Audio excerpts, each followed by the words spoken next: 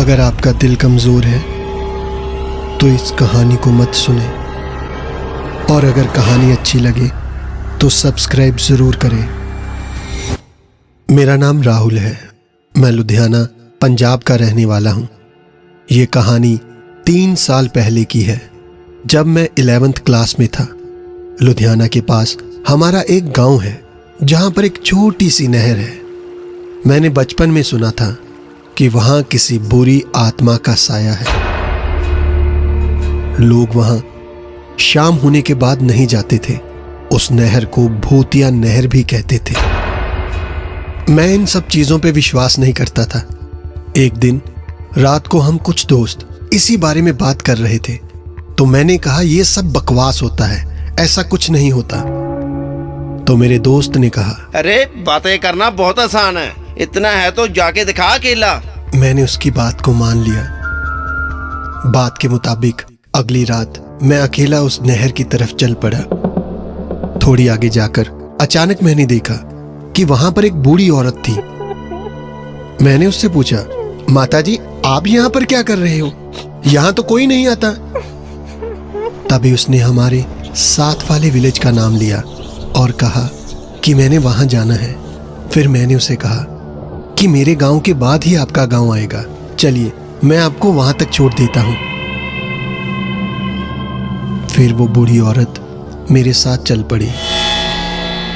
नहर के पीछे तक वो मेरे साथ में थी, पर जैसे ही मैंने नहर को पार किया तो वो मुझे दिखाई नहीं दी।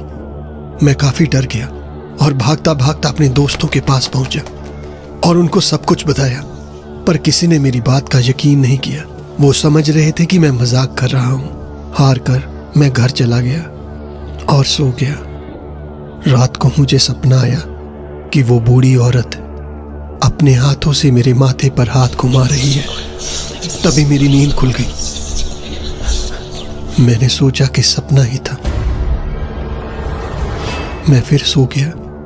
जब सुबह उठा और शीशे में अपना चेहरा देखा तो मेरे माथे पर नाखूनों के निशान थे। मैं बहुत डर गया और सारी बात अपने घर वालों को बताई। ये सुन के मेरे घर वाले भी डर गए। उन्होंने मुझे आराम करने को कहा। फिर हर रोज ऐसा होने लगा। मुझे तेज बुखार हो गया था। हर रोज किसी ना किसी जगह पर नाखूनों के निशान होते। डॉक्टर रोज मेरे घर आते, पर मेरा बुखार ठीक नहीं हो रहा था। तब घर वालों को किसी ने एक तांत्रिक के बारे में बताया। फिर वो तांत्रिक हमारे घर में आया।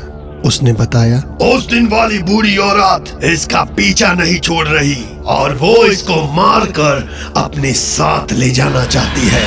ये बात सुन के मैं और मेरे सारे घर वाले डर गए। फिर उस तांत्रिक ने अपने तंत्र मंत्र से एक कपड़े का गुड्डा बनाया और उस गुड्डे को रात को उसी जगह पर रख कर आया जहां मुझे वो बुढ़िया मिली थी। इसके बाद मैं धीरे धीरे ठीक होने लगा और उसके बाद दोबारा कभी उस तरफ नहीं गया। पर आज भी 19 सितंबर के दिन मेरे चेहरे पर नाखूनों के निशान होते हैं।